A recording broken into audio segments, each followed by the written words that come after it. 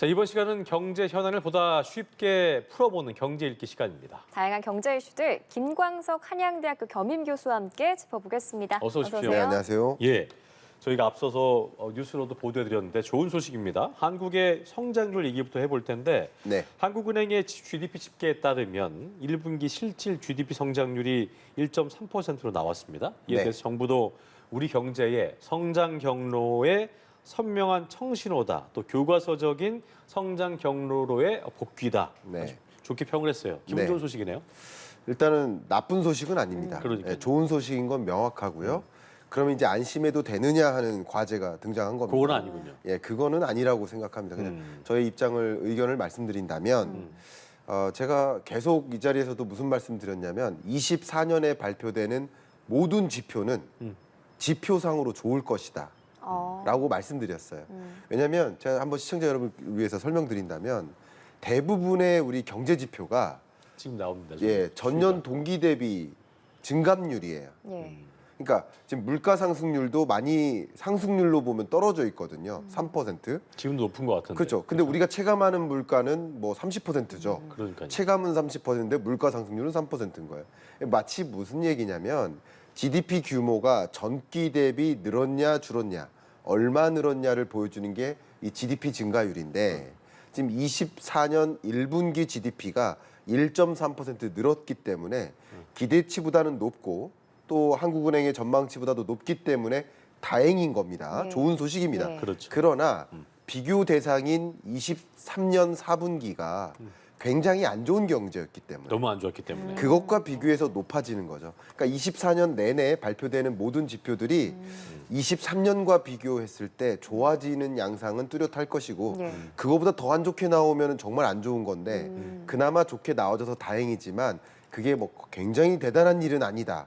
그러니까 체감하는 경제와 지표와에는 분명히 괴리가 있다. 이렇게 명확히 좀 인지해 주시면 좋지 않을까 생각합니다. 알겠습니다. 네. 굉장히 대단한 일은 아니다라고 하셨는데 네. 그래도 시장 예상뿐만 아니라 한은의 전망도 뛰어넘은 거잖아요. 네. 이건 어떻게 가능했던 거예요? 네, 말씀 제가 드렸던 것처럼 분명 좋은 신호 맞습니다.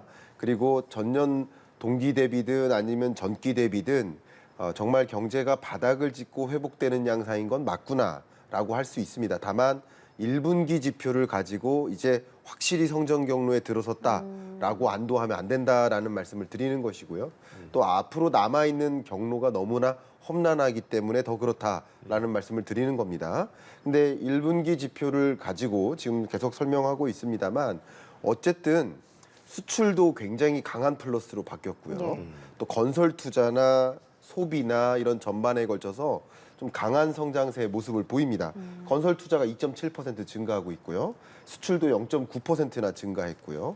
민간 소비도 0.8% 증가하면서 어쨌든 전년 4분기보다는 증가하는 흐름을 보여서 다행인 것이고요. 예. 특히 여기에 반도체라든가 수출 부문에 회복세가 좀 두드러져서 이 부분에서 좀 긍정적인 해석이 가능한 영역들이 있겠다 이렇게 진단할 수 있겠습니다. 네, 좋은 상황이지만 늘 교수님 말씀하시지만 샴페인을 터트려야 되거나 이런 건 아니기 때문에 전혀 아닙니다. 항상 보수적인 관점으로 네. 대응을 해야 된다 그 말씀으로 이해를 하겠습니다.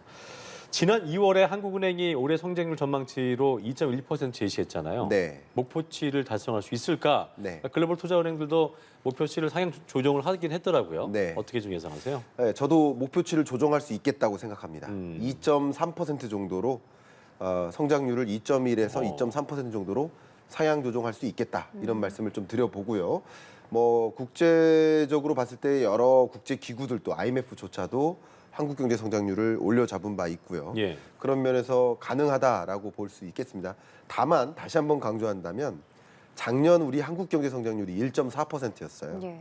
우리 한국 경제가 이 GDP 통계를 계산한 이래로 4번의 경제 위기가 있었습니다.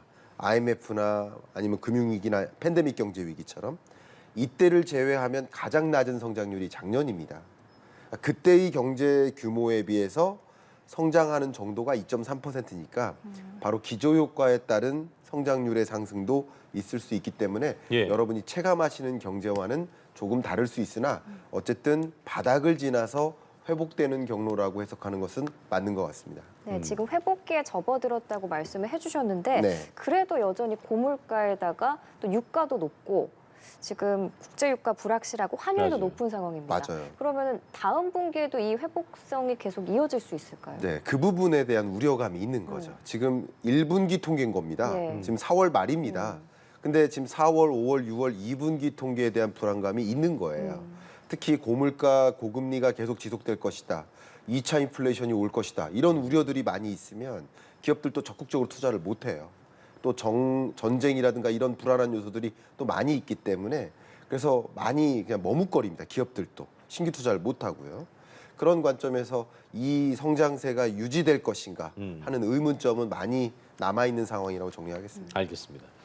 자, 이렇게 대한민국의 어떤 성장률에 이바지할 개별 기업 얘기도 좀 해볼 텐데 네. SK하이닉스가 올해 1분기 매출 12조 4천억 원, 영업이익을 2조 8천억 원 기록했어요. 네. 깜짝 실적인데 특히 영업이익 같은 경우에는 지난해 3조 4천억 원 적자보다는 6조 이상 는 거잖아요. 네. 굉장히 고무적이네요. 그렇습니다. 예.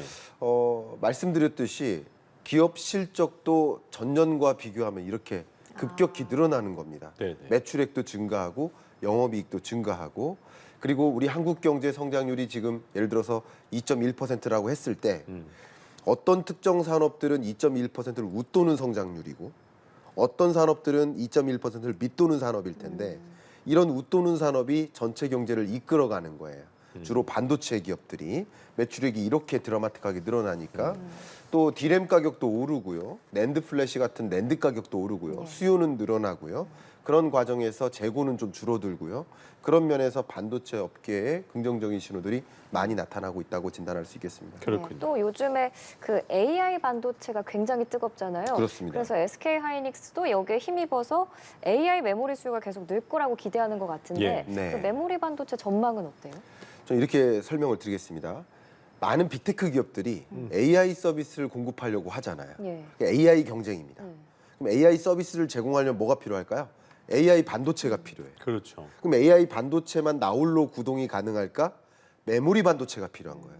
그 AI 반도체가 구동하기 위해 필요한 메모리 반도체를 고대역폭 메모리라고 합니다. HBM이라고 예, 하죠. 이 HBM 시장 세계 시장에서 우리나라가 약 95%가량 차지하고 있습니다.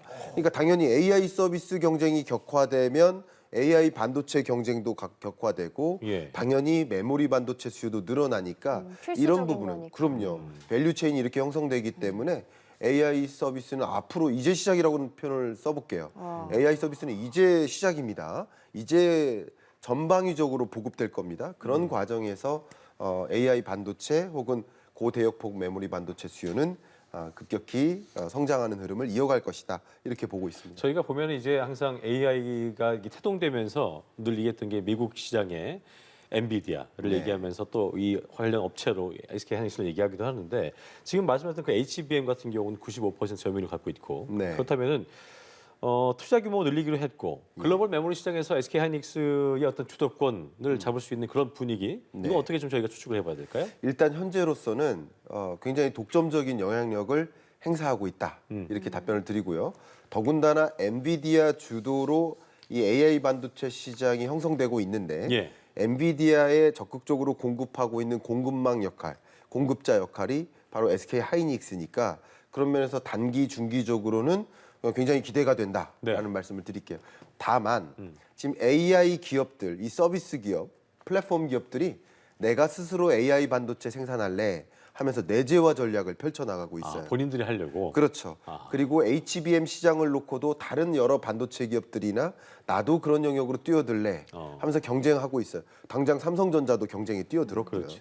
이런 것들을 본다면 단기적으로는 좀 우리가 기대할 만하나 장기적으로 SK하이닉스가 어떻게 대응하느냐, 기술 패권을 쥐느냐. 경쟁자는 늘 수밖에 없는 그렇죠. 구조긴 하겠네요. 그런 관점에서 어떻게 이 독점적 지위를 유지하느냐. 예. 그것이 가장 중요한 관건이라고 볼 수 있겠고 그런 노력을 계속 해주길 바라고 또 그런 움직임 속에서 어떻게 대응하는지에 따라서 예. 향후 시장이 좀 좌지우지될 것이다 의견 드리겠습니다. 네, 알겠습니다. 오늘 경제 성장률과 또 AI 반도체 관련 산업까지 김광석 한양대학교 겸임교수와 함께했습니다. 말씀 고맙습니다. 감사합니다.